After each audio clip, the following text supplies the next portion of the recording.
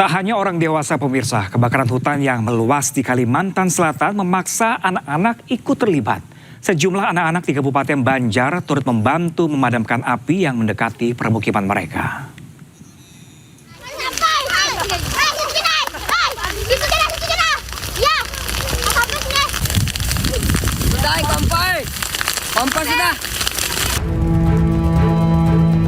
Sejumlah anak-anak di Desa Pasayangan, Kecamatan Martapura, Kabupaten Banjar, Kalimantan Selatan, turut ikut memadamkan kobaran api yang membakar lahan. Seolah tidak takut dengan api, di tengah kepungan asap, mereka mencoba memadamkan kobaran api yang mulai menjalar ke arah tanaman padi dan permukiman warga. Dengan peralatan seadanya, bahkan ada yang menggunakan bajunya sendiri. Muhammad Nasih mengaku tidak takut mendekati kobaran api, meski terkadang mata terasa perih karena paparan asap.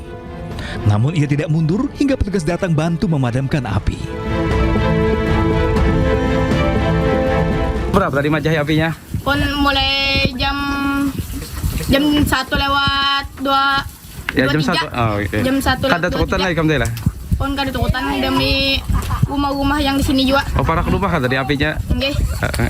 Rancak lompat sudah madamkan api ini. Ini ngecak dah. Kada Dani uang Jawa, Bang. kada palak lah asap tadi tuh. Anu asapnya tuh ke awak tuh, Bang. Kayak Ke mata lah, padas lah. pada kau bernapas gitu. Oh, tapi kamu kuat aja lah. Kuat aja. Kini, mulai dari orang dewasa hingga anak-anak pun akan terus waspada jika kobaran api kembali membakar area lahan persawahan di dekat permukiman mereka. Dari Kabupaten Banjar, Kalimantan Selatan, Sairi, iNews melaporkan. Ya, pemirsa, petugas yang memadamkan kebakaran hutan dan lahan di Teluk Bayur, Berau, Kalimantan Timur berupaya menyelamatkan diri setelah arah angin tiba-tiba berbalik ke arah mereka. Api yang sebelumnya bisa dikendalikan mendadak membesar dan mengepung petugas. Wah, kabur. Terkepung sama api, kabur. Waktunya kita kabur. Masya Allah apinya. Kita terkepung api. Detik-detik mencekam ini direkam oleh salah satu petugas damkar yang berupaya melarikan diri dari kobaran api. Wah, ini sangat bahaya sekali. Kabur. Allah, kabur. Terkepung. Angin yang tiba-tiba berbalik arah dan membawa udara panas membuat petugas pemadam yang sedang melakukan pemadaman di Kampung Labanan, Teluk Bayur panik. Kabur. Aduh, hai. Segera kabur. Meninggalkan lokasi. Mereka pun terpaksa menghentikan pemadaman dan berlari menyelamatkan diri dari kepungan api.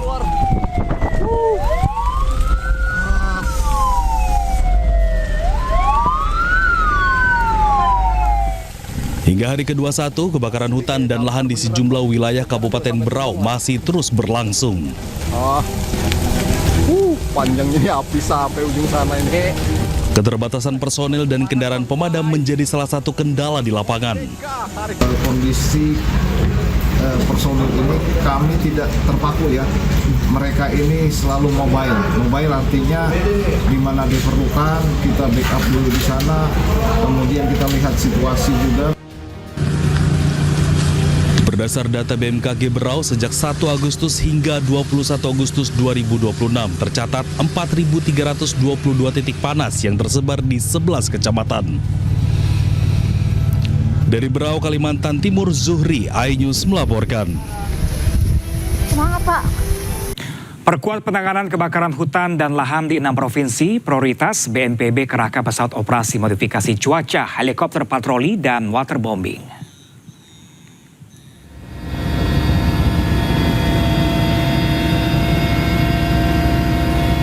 6 provinsi yang jadi prioritas penanganan yakni Riau, Jambi, Sumatera Selatan, Kalimantan Selatan, Kalimantan Tengah, dan Kalimantan Barat.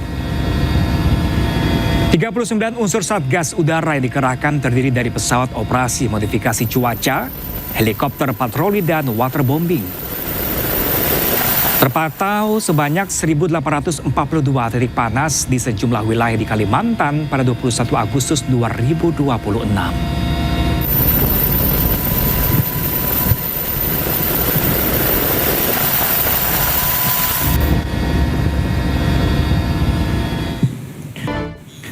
Sementara itu pemirsa, Wakil Menteri Koordinator Bidang Pangan Hanif Faisal Nurofik meninjau langsung penanganan kebakaran hutan dan lahan di Palangkaraya, Kalimantan Tengah. Wamenko Pangan meminta penguatan pasukan darat, memperbanyak sumur bor dan stop perda tentang izin pembukaan lahan dengan cara dibakar.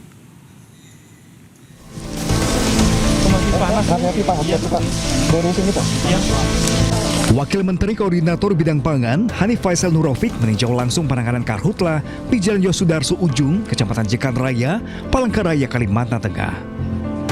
Proses pemadaman kebakaran lahan gambut tengah berlangsung yang kini meluas mendekati permukiman. Kebakaran juga turut menghanguskan kebun jagung milik warga. Hanif Faisal meminta penguatan pasukan darat dilakukan secara maksimal dengan pola pagar betis. Menurutnya, langkah tersebut diperlukan untuk memperkuat penanggulangan karhutla.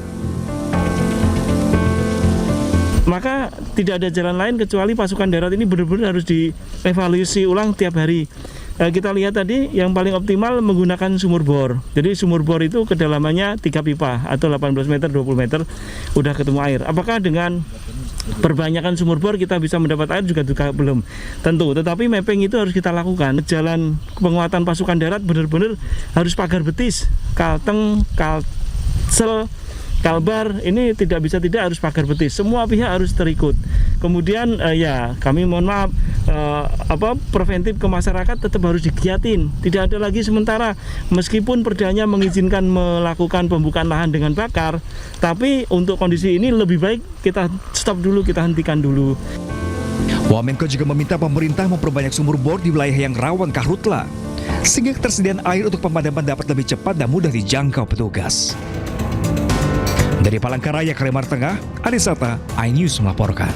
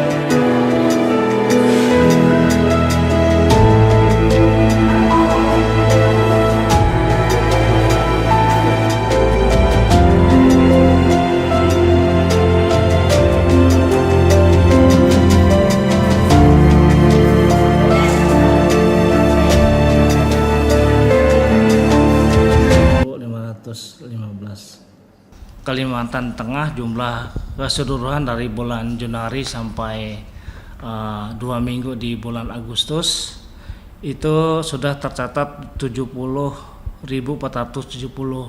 kasus ISPA secara Kalimantan Tengah. Nah, yang tertinggi itu ada di Kota Palangkaraya, yaitu sejumlah 15.515 kasus. Yang kedua adalah Kota Barat dengan jumlah 12.241 kasus.